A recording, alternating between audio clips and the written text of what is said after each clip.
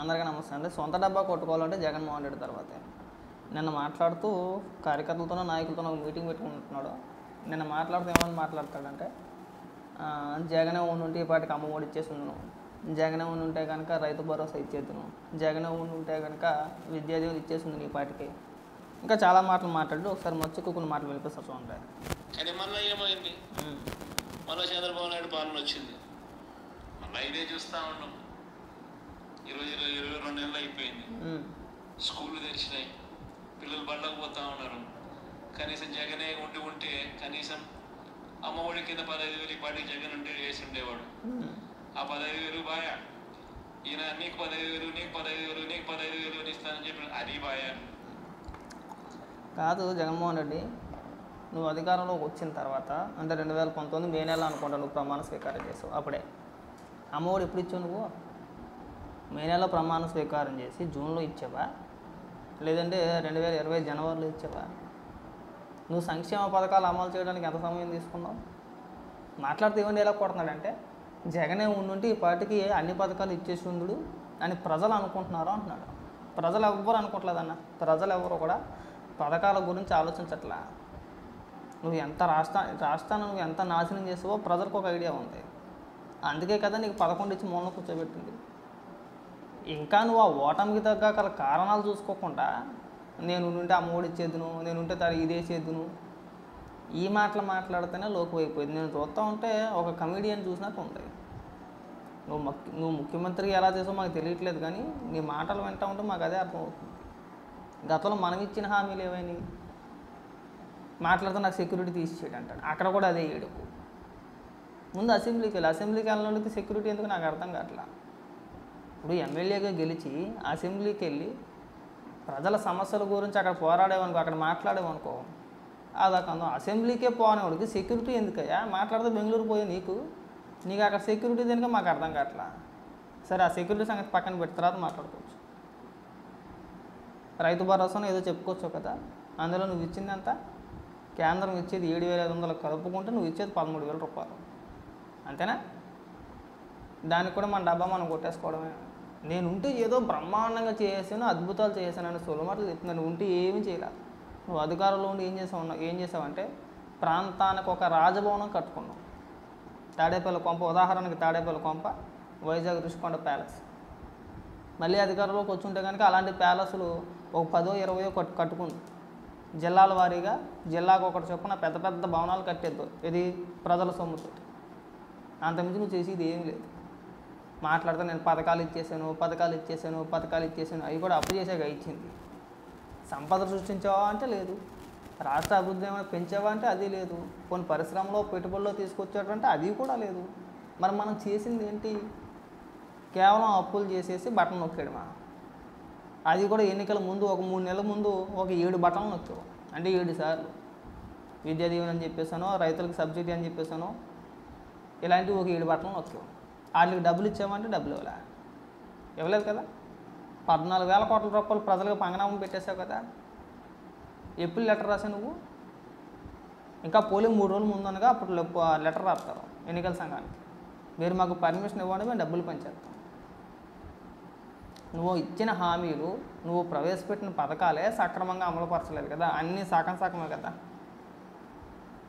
2019 ఎన్నికల ప్రచారంలో నువ్వు, భారతిరెడ్డి గారు, మరికొంత మీ వైసీపీ నాయకులు చేసిన ప్రచారం ఏంటి? ఇంట్లో ఎంతమంది పిల్లలు ఉంటే అంతమందికి ఒక్కొక్కరికి 15,000 రూపాయలు చొప్పున వేస్తా అన్నారు కదా. ఆ మాట వాస్తవమే కదా. భారతిరెడ్డి గారు మాట్లాడిన వీడియోలు కూడా ఉన్నాయి కదా, నువ్వు మాట్లాడిన వీడియోలు కూడా ఉన్నాయి కదా. నువ్వు అధికారంలోకి వచ్చిన తర్వాత ఎంతమందికి ఇచ్చేసావు? ఒక్కరికి. పైగా దానికి కటింగ్లని అది ఇది అని చెప్పేసి మళ్ళీ ఒక 2,000 రూపాయలు కటింగే వేసింది. ఎంత? 13,000 రూపాయలు. ఎన్ని సంవత్సరాలు వేసావు?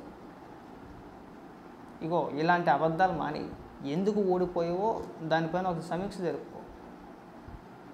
ఒకవేళ నిజంగా పథకాల వల్ల పథకాలు నేను పనిచేశాను కదా, నేను ఎందుకు రాలేదు, ఇంకా నువ్వు అదే ఇందులో ఉంటే కనుక నువ్వు ఎప్పటికీ మరి నీ పార్టీ బంగాళాఖాతంలో కలిసిపోవడమే. పథకాలు కాదు, మనకి అభివృద్ధి ముఖ్యం. చదువుకున్న యువతకి ఉపాధి అవకాశాలు కల్పించాలి. ఉపాధి కల్పించాల్సిన బాధ్యత ప్రభుత్వం అంతే. దాని గురించి ఎప్పుడు మాట్లాడరు కాదు. మీరు బాగా గమనించండి, జగన్మోహన్ రెడ్డి ఎప్పుడు మాట్లాడినా పథకాల గురించి మాట్లాడతాడు తప్పితే ఇదిగో నేను పలానా పరిశ్రమ తీసుకొచ్చాను, ఎన్ని వందల కోట్ల రూపాయలు పెట్టుబడి, దానివల్ల కొన్ని వందల మంది యువతకి ఉద్యోగాలు వచ్చినాయి, వాళ్ళ కుటుంబాలు బాగుపడ్డాయి, వాళ్ళకు ఉపాధి దొరికింది, నెలలు ఇంత సంపాదించుకుంటున్నారు అని ఎప్పుడైనా మాట్లాడా చూసారా? ఎప్పుడైనా మాట్లాడడం చూసారా? మాట్లాడలేదు. ఎందుకంటే ఈయన గారి హయాంలో ఒక్క పరిశ్రమ అంటే ఒక్కటి కూడా రాలా, తీసుకొచ్చే ప్రయత్నం కూడా చేయలే. లాస్ట్ 2 ఏళ్ళు మనం చూసాం, మా కోడిగుడ్డు అమర్నాథ్ని పెట్టాడు ఐటీ మంత్రి కింద. ఆయన ఏం చేశాడో మనం బాగా చూసాం. పెట్టుబడుల సదస్సుకి దావోస్ ఎందుకు వెళ్ళదా సలహేస్తున్నాడు. పక్క రాష్ట్రాల మంత్రులు వెళ్ళారు, అన్ని రాష్ట్రాల నుంచి ఆయా శాఖలకు సంబంధించి మంత్రులు అక్కడికి వెళ్తే నువ్వు ఎందుకు వెళ్ళలేదా అంటే నాకు సలహేస్తుంది, దావోస్లో సెలెక్ట్ ఉంటుంది, అక్కడ మేము వెళ్ళలేమన్నాడు. సరే, అది అయిపోయింది. విశాఖపట్నంలో పెట్టుబడుల సదస్సు అని చెప్పేసి పెట్టేశారు. ఏకంగా 13 లక్షల కోట్ల రూపాయలు పెట్టుబడులు అన్నారు. కొన్ని పరిశ్రమలతో మేము ఏకంగా ఎంఓఏలు కూడా కుదుర్చేసుకున్నాం అన్నారు. వాటి సంగతి ఏంటంటే అధికారంలో దిగిపోయేంత వరకు కూడా మళ్ళీ ప్రస్తావిస్తే ఒట్టు. ఆ విశాఖపట్నంలో జరిగిన పెట్టుబడుల సదస్సు గురించి మళ్ళీ ప్రస్తావిస్తే ఒట్టు. మళ్ళీ మాట్లాడలేదు కదా. ఇదిగో మన జరిగింది, విశాఖపట్నంలో ఇది జరిగింది, 13 లక్షల కోట్ల రూపాయలు పెట్టుబడులు వచ్చినాయని చెప్పేసి అని అన్నాం కదా. ఇదిగో ఇన్ని పరిశ్రమలు వచ్చినాయి, వాటికి భూమి కేటాయించామనో స్థలం కేటాయించామనో ఎక్సెట్రా అనో, లేదంటే నిర్మాణ దశల్లో ఉన్నాయనో ఎలక్షన్ అయిపోయేంత వరకు ఎప్పుడైనా మాట్లాడేవా? మీరు ఎన్నికల ప్రచారంలో కూడా ఏమైనా ప్రచారం చేశారు? యువత గురించి మాట్లాడాలా. చదువుకున్న యువత ఏవైపోయినా పర్వాలేదు, నేను పథకాల ద్వారాగా సంవత్సరానికి 15,000 రూపాయలు వేస్తున్నాను అంటాడు అంతే. అదేదో నెలకేసినట్టు. అంటే నువ్వు ఇచ్చే 15,000 రూపాయలైనా జనం బతుకుతున్నారా అనే ఫీలింగ్లో ఉన్నమాట. అంటే నేను ఇచ్చే 15,000 రూపాయలు ఏదో ఒక పథకం పేరు చెప్పిన 15,000 రూపాయలు వేస్తున్నాను కదా, ఆ 15,000 రూపాయలతోనే రాష్ట్ర ప్రజలందరూ బతికేస్తున్నారు అనే ఫీలింగ్లో ఉన్నాడు. రాష్ట్ర ప్రజలకు కావాల్సింది అది కాదు. నేను మళ్ళీ చెప్తున్నా, చాలాసార్లు చెప్పా, యువతకి ఉపాధి కల్పించండి, రాష్ట్ర ప్రజలకు ఉపాధి కల్పించండి. ఏదో ఒక ప్రాంతంలో ఒక పెద్ద పరిశ్రమ వచ్చిందంటే ఆ చుట్టుపక్కల గ్రామాలు బాగుపడతాయి, చుట్టుపక్కల గ్రామాల్లో ఉన్న ప్రజలు బాగుపడతారు, ఉపాధి దొరుకుతుంది. ఏదో ఒక పని ఉన్న పని చేసుకుంటారు. చదువుకున్నవాడు కొద్ది మంచి పొజిషన్లో ఉంటాడు, చదువుకోలేడు ఏదో ఒక పని చేసుకుంటాడు. ఆ దిశగా మన ప్రయత్నాలు ఏమన్నా చేసామంటే ఆ దిశగా ప్రయత్నాలు ఏమీ జరపరా. ఇంకా పని కట్టుకొని కంకణ కట్టుకొని ఉన్న పరిశ్రమలు తరివేసాడు. అన్నా నువ్వు ఆ మెంటాలిటీ నుంచి ముందు బయటికి రా. రాష్ట్ర ప్రజలు సంవత్సరానికి 15,000 రూపాయలు ఇచ్చేస్తే బతకలేరు. వాళ్ళకి చేతి నిండా పని ఉండాలి.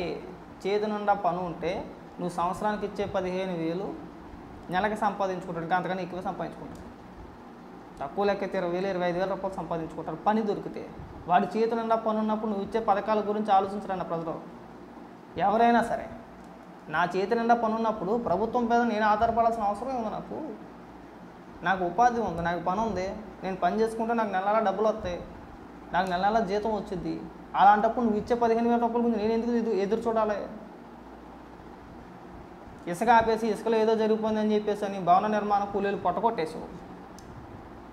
అంటే ఇది ఏమనుకుంటున్నాడంటే అన్ని దారులు మూసేసి ఇంకా కేవలం ప్రజలందరూ కూడా ప్రభుత్వం మీద ఆధారపడి బతికేయాలి.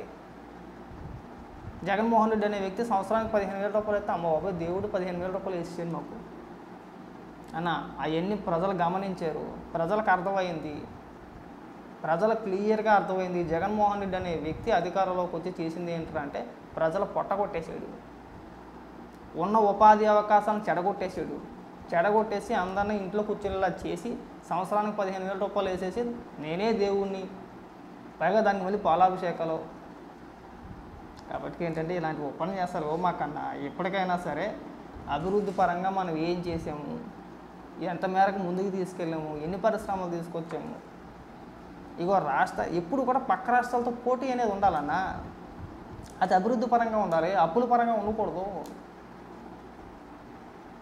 పక్క రాష్ట్రాలన్నీ కూడా మన డెవలప్మెంట్ జరగాలి, రాష్ట్రానికి పరిశ్రమలు తీసుకురావాలి, ఐటీ రంగంలో మనం ముందుండాలని చెప్పేసి పక్క రాష్ట్ర మంత్రులు పక్క రాష్ట్రాన్ని ఆలోచిస్తూ ఉంటే నువ్వేం చేసావు?